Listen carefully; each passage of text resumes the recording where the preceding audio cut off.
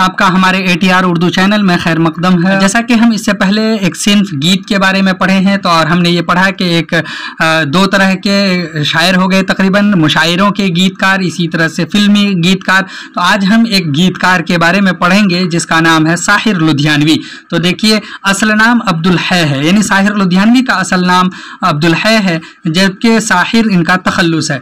8 मार्च 1912 ईस्वी को लुधियाना में पैदा हुए।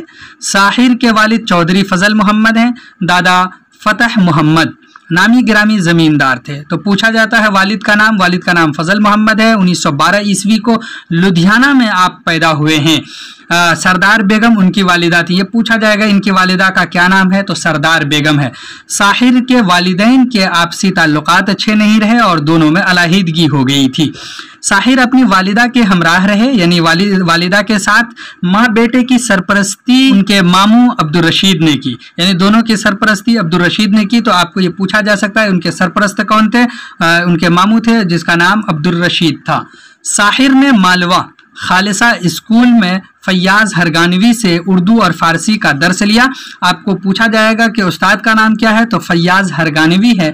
इंटर करने के बाद आला तालीम के लिए गवर्नमेंट कॉलेज लुधियाना में दाखिल हुए। उसी ज़माने में उनका ताल्लुक़ ऑल इंडिया स्टूडेंट्स फेडरेशन नामी तलबा की तंजीम से हो गया। ऑल इंडिया स्टूडेंट्स फेडरेशन नामी तंजीम से हो गया, जो कम्युनिस्ट पार्टी के ज़ेरे असर थी। तो इस पार्टी, किस पार्टी से आपका ताल्लुक़ हो गया? कम्युनिस्ट पार्टी से। वो सियासी मौज़ूआत पर नज़में लिखने लगे। सरकार ने उनकी बाज़ नज़में ज़ब्त कर ली। सरकार ने बाज़ नज़मों पर पाबंदी लगा दी, जब्त कर ली। अपने इनकलाबी ख्यालात की वजह से उन्हें कॉलेज छोड़ने पर मजबूर होना पड़ा और वो लुधियाना से लाहौर चले गए। फिर आप कहाँ चले गए? लाहौर चले गए और यहाँ उन्होंने दयाल सिंह कॉलेज में दाखिला लिया। वहाँ पर दयाल सिंह में कॉलेज में दाखिला लिया, लेकिन यहाँ भी अपनी तालीम पूरी नहीं कर सके। वहाँ पर भी तालीम उन्होंने पूरी नहीं की। बहरहाल, तो अगला पैराग्राफ है कि साहिर को जागीरदाराना निज़ाम और बरतानवी साम्राज्य से नफरत थी। उनसे वो ठीक नहीं, यानी अंग्रेजी जो हुकूमतें थी उनसे और जागीरदाराना जो पॉलिसी थी वो आपको पसंद नहीं था। उन्होंने बाज़ाब्ता अशार कहने शुरू किए। वो मशहूर रिसाले अदब लतीफ़ के मुदीर आला मुकर्रर हुए। तो आपको पूछा जाएगा किस रिसाले के मुदीर आला थे आप, तो अदब लतीफ़ के। 1945 ईस्वी में वो सज्जाद ज़हीर, अली सरदार जाफरी वगैरह के हमराह बम्बई आए। किनके साथ आए? सज्जाद ज़हीर और अली सरदार जाफरी, जो तहरीक तरक्की पसंद के सरगर्म रुकन थे, उसके साथ आए। तकसीम हिंद के वक्त वो बम्बई ही में थे। जब मुल्क तकसीम हो रहा था तो आप बम्बई में थे। उन्होंने फसादात के मनाजिर अपनी आंखों से देखे, जो उनमें पेश हो रहा था वो आपने देखे हैं। साहिर के दोस्तों ने उनकी माँ को पाकिस्तान भेजवा दिया था, यानी उनकी माँ को पाकिस्तान भेज दिया था, जो तकसीम अजीम के वक्त लुधियाना में ही थी। यानी जब तकसीम, ये बड़ी तकसीम हो रही थी, तो वो लुधियाना में थी, लेकिन दोस्तों ने पाकिस्तान भेज दिया था। साहिर माँ की तलाश में लाहौर गए। माँ की तलाश में फिर आप कहाँ चले गए? लाहौर चले गए। वहाँ क़याम के दौरान चौधरी नज़ीर के रसाले सवेरा से मुंसलिक हुए। फिर आप किस रसाले से मुंसलिक हुए? सवेरा से। यानी 2 रसाला हो गया, एक अदब लतीफ़ और दूसरा है सवेरा। लाहौर से दिल्ली आने पर वो शाहराह के मुदीर मुकर्रर हुए। तीसरा रसाला शाहराह के मुदीर हुए। उन्होंने प्रेत लड़ी की भी इदारत की। चौथा रिसाला है प्रेत लड़ी, उसकी भी इदारत की। लेकिन ये बहुत कम पूछा जाता है, सबसे ज़्यादा अदब लतीफ़ और सवेरा पूछा जाता है एग्ज़ाम में।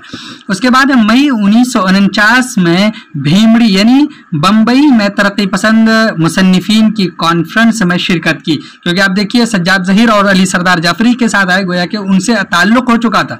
शिरकत के लिए बम्बई आए तो उन्होंने यहीं मुस्तकिल क़याम का फ़ैसला किया। यानी पाकिस्तान में थे, यहाँ आए और यहीं पर फिर मुस्तकिल रहने का फ़ैसला कर लिया।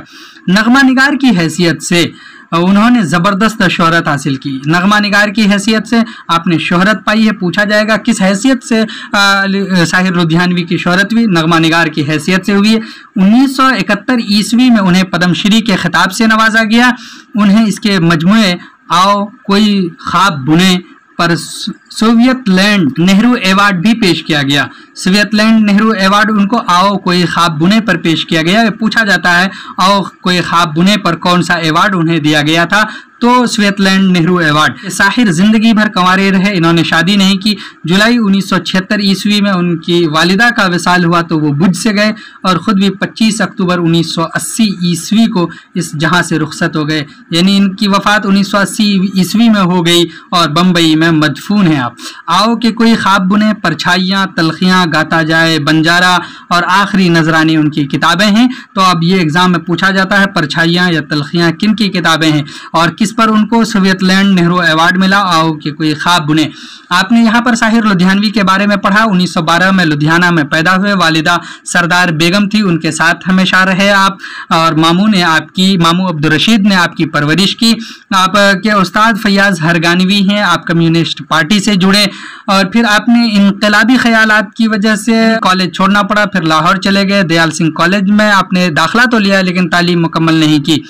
साहिर लुधियानवी को जागीरदाराना निज़ाम और बरतानवी साम्राज्य से गोया कि एक तरह से नफरत हो गई थी। आपने शेर बाज़ाब्ता कहने शुरू किए, आपने अदब लतीफ़, सवेरा, शाहराह, प्रेत के आप मुदीर मुकर्रर हुए। आप जो है तकसीम के वक्त बम्बई में थे, लेकिन वालिदा को जब वहाँ भेज दिया गया था तो आप फिर माँ की तलाश में लाहौर गए, फिर वहाँ से वापस आए थे तरक्की पसंद मुसन्निफ़ीन के कॉन्फ्रेंस के वक्त और बम्बई में मुस्तकिल सुकूनत इख्तियार कर ली और आप नगमा निगार की हैसियत से मशहूर हुए। 1971 में आपको पद्म श्री मिला और उसके बाद आओ कोई ख्वाब बुने पर स्विट्जरलैंड नेहरू अवार्ड भी पेश किया गया। आप 1980 में वफात पा गए। चलिए फिर हम आपसे मिलते हैं अगले वीडियो में, तब तक के लिए खुदा हाफिज, अस्सलामु अलैकुम।